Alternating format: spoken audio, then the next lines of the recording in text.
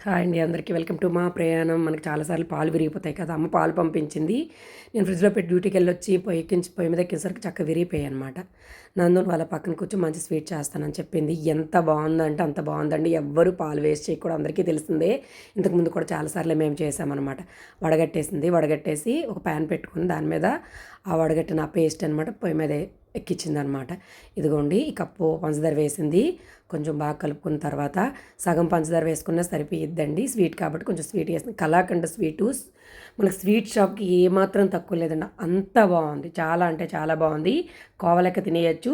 నీట్‌గా పీస్ లెక్క రాలేదు అంతే. పర్లేదు బాగా వచ్చింది తినటానికి. కొంచెం నెయ్యి వేసుకొని ఇంకొకసారి అలా మంచిగా కలుపుకుందనమాట. దాని తర్వాత ఒక ప్లేట్‌కి నెయ్యి రాసి ఇది అందులో పోసిందండి. దాని తర్వాత చిన్న చిన్న పీసుల్లా కట్ చేసి ఆల్మండ్స్ అద్దిందండి.